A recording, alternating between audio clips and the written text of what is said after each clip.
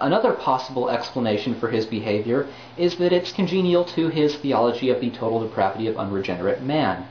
I mean, unregenerate men are by nature children of the devil and hence liars, and Catholics such as Steve Ray and Dave Armstrong are unregenerate men. Therefore, well, one should expect them to be liars, and hence one is perfectly justified in publicly declaring that suspicion and setting a very low evidentiary threshold above which one might safely and morally declare that suspicion to be satisfied. Or you could recognize that in the vast majority of my debates, this issue has never come up, and so this is a complete canard, and that it really is doing nothing more than wasting bandwidth, making accusations against someone's character. That's another possibility. Anyway, that was basically my theory as to James White's thought process until April 8th, when I read him subject Steve Gregg to the exact same sort of treatment. Dr. White had recently debated Steve Gregg on the radio, and he publicly suggested on his blog that Steve Gregg had deliberately determined to talk over him in the hopes that his connection to the radio station would be stronger than Dr. White's, so that way the audience would only hear what Steve Gregg was saying and not hear what Dr. White had to say. That suggestion was just absolutely gratuitous. What is actually gratuitous is Ben Douglas's misrepresentation of written material that anyone can go to the website and actually see. I brought up the entry. Let's see, this is from, let's see here, 4/8/2008, if you'd like to go look at it. And this was about the fourth program in the debate with Steve Gregg. And this was where Steve Gregg had tried to do some interaction without any rules. And what had happened was we ended up talking over each other. And I objected because that would mean that people would not be able to follow what we were saying, and that the people listening to our side, the webcast, would only hear me. The people listening to his side would only hear him. We wouldn't be able to hear each other because of the nature of the connections that we have. We wouldn't be able to tell what the other one was saying. And hence it would destroy all meaningful communication. And what I guess he's referring to is, after discussing this a number of times, responding to a fellow by the name of C. Thomas, I said the following. Now, Steve Gregg said he wanted to start having some interaction. I was provided no specifics, but I signaled Rich to keep the microphone open. We had been closing it during his portions. Nothing happened for quite some time, and when we finally did start interacting, it became quite clear that he intended to use the "I will ask a complex question, say it isn't," cut him off after a short period of time, and continue on with another question that is predicated upon whatever answer I want to attribute to him, routine. Ironically, my very first response to him ended up confirming, that is, Romans 1 cannot be separated out from 2 and 3, and together they proclaim the apostles' case for universal sinfulness. So I honestly do not, to this point, know what his objections actually were. That's part of the problem of talking over folks. The sound quality, given that Steve Gregg, as far as we can tell, is not actually at a radio station, is marginal on our end already. If you start talking over someone, you can't even tell, in my headphones anyway, if the other person is still talking or has stopped talking. And you surely struggle to follow what is being said. So, if you care about the audience, you just can't keep talking over each other. It did not take long for me to conclude that Mr. Gregg was going to ask a question, give me a brief time to start a response, and then cut me off, parentheses, perhaps thinking his connection to the studio would trump mine, possibly, question mark, parentheses close. And so I objected to the methodology. If Mr. Gregg seriously wishes to try to convince the audience this means I was unwilling to answer serious questions, well, I can only point to decades of putting myself out there in far more difficult contexts and in a much wider context than Steve Gregg has, as more than sufficient refutation of such a cavil. So it was talking about one point in the debate. It was talking about, what was that, maybe 4 minutes, 5 minutes of 5 days worth of material? So why does Ben Douglas have to misrepresent it so badly when the documentation is right there on the website?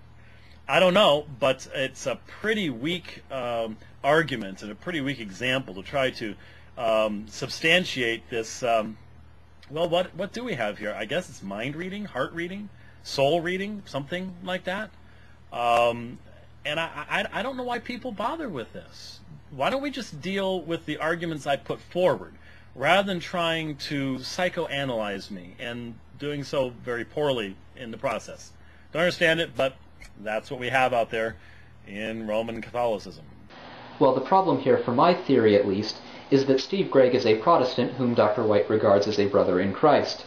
So apparently Dr. White makes rash statements about the honesty even of men whom he doesn't regard as unregenerates. So maybe it's back to the drawing board for my theory. Well, on the other hand, Steve Gregg had also gratuitously questioned Dr. White's honesty, so maybe that explains this particular instance. Well, I'm at least thankful that he recognized the gratuitous nature of some of the things that Gregg had said, and the fact of the matter is, in responding to that, I was talking about one particular incident during the debate. But again, my suggestion is, let's not worry about making up theories like this.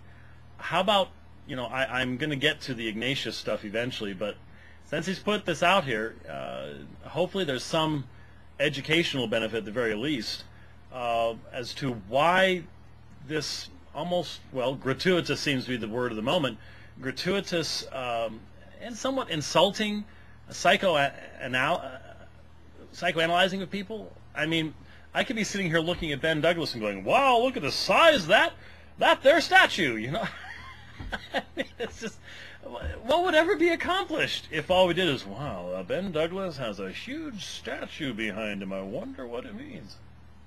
Who cares? Let's talk about Doso, the future form in Matthew 16:19, and do something meaningful with all this. In the next section, which is fairly lengthy, Ben went into a long thing about how we are to be charitable for other people's, in regards to other people's actions. Gave an example about not posting stuff when he said he was going to post it, and all the different conclusions you could come to. Well, that's fine and dandy, and I don't know that that's necessarily relevant within an apologetic context, especially if we're not necessarily talking about fellow believers. But all that aside, I am often considered to be naive by certain people on my side of the fence as to how long it takes me to become convinced that someone on the other side of the fence is, in fact, drastically dishonest. And people have to give me evidence of it first. No matter what Ben says, Ben has not walked in my shoes. Ben has not sat in chat channels anonymously watching Catholic apologists talking about how they could get hold of information on Protestant apologist families. Ben has not found letters written to his wife by Catholics with no return address trying to convert his wife. Ben has not been the object of the kind of, just go over to the Catholic Answers web boards, go over to the Catholic Answers forums, and look me up in the archives. I would not even recognize myself if my name wasn't attached to many of the outlandish, absurd, personal attacks, misrepresentations, and bold-faced lies that are found all through there. Now, I could hope Ben is out there, swinging the sword and saying, people, we can't do this. No one's told me he's doing that, but if he's going to be consistent, that's probably where he should be, because that stuff's out there. And might that make me a little bit quicker to assume that if someone comes in and they start repeating the same lies that I've heard over and over again, that maybe they're going to continue along those lines and continue with the lies? Do I have possibly the right to think that way, maybe, Ben? You've not walked the mile in my moccasins, that's for certain. And I think if you had, you might be a little slower to be lecturing the way you're lecturing. So let's examine how James White could do a better job of living by these principles. In the interest of time, I'm only going to examine one particular incident, which, incidentally, will lead us to the third and final part of this video series. A while ago, James White posted some videos on YouTube in which he argued that another Ignatius, Ignatius of Antioch, believed that the Eucharist was a mere memorial of Christ's passion and not his physical substantial presence. Now I'm going to take some of Ben's advice here and try to put the best spin I possibly can on being misrepresented yet once again. Actually, what I did is I posted a dividing line, the audio from the dividing line from 2004. and I posted it specifically in response to Steve Ray going on Catholic Answers and making these wild claims about Ignatius. And what I argued was that what he was talking about has nothing to do, in fact, with the entire debate over transubstantiation. That's not part of his context. I did not argue that he viewed it as a mere memoriam. I didn't even address the subject. So why would Ben present a straw man? Did he just misunderstand? Was there too much information?